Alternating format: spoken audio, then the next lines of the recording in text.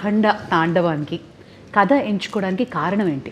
అంటే ముఖ్యంగా ఈవిడ హర్షాలి పాత్ర ఆ సినిమాలో ఉండిపోయింది.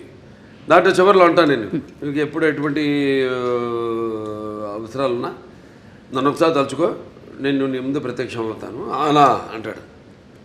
అది ముందుగా మాకు అది ఒక తెగ లాగితే డొంక కదిలింది అన్నట్టు ఆ పాత్ర లాగితే మొత్తం కథ అంతా వచ్చేసింది మాకు.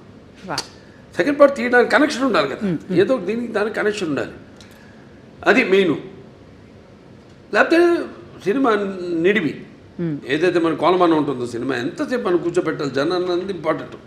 ఇవాళ చూస్తున్నాం 3 గంటలు దాటిపి సినిమాలు, కథ ఉంటుంది కానీ ఒక చిన్న పాయింట్ దాన్ని 3 గంటల పైన సినిమాలు ఏంటో అర్థం కాదు.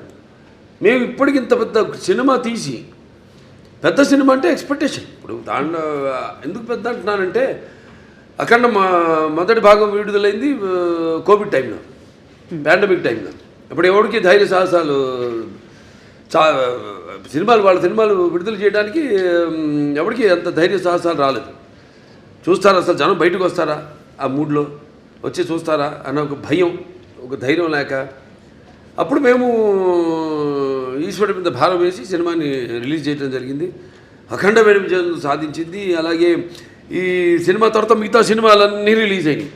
మన తెలుగులో కానివ్వండి, బాలీవుడ్ కానివ్వండి, టాలీవుడ్ కానివ్వండి, కాలీవుడ్ కానివ్వండి, ఏది ఎక్కడన్నా మనకి ఈ సినిమా రిలీజ్ అయిన తర్వాత. సో అదొక నమ్మకం మాకు. సో ఈ సినిమాలో మీ పాత్ర ఉంది కాబట్టి ఈ నీడివి అన్నది ఒక చాలా ఇంపార్టెంట్. నాకు మామూలు సినిమాల కంటే కొంచెం పెట్టుకుంటా ఎక్స్ట్రా, ఎందుకంటే నా సినిమాలన్నీ కొంచెం లార్జర్ దెన్ లైఫ్ అన్నీ. ఈవిడ ఎలా వచ్చింది మళ్ళీ ఆ సినిమాలోకి అంటే ఈ తండ్రి దగ్గర రావడం, దాంతో అఖండతో పెద్దనాన్నతో ఎలా ఈవిడికి అంటే ఎలా కలవడం జరుగుతుంది, అందులో ఈవిడ పాత్ర ఏంటి, ఇవన్నీ అంటే చెప్పినట్టు ఇప్పుడు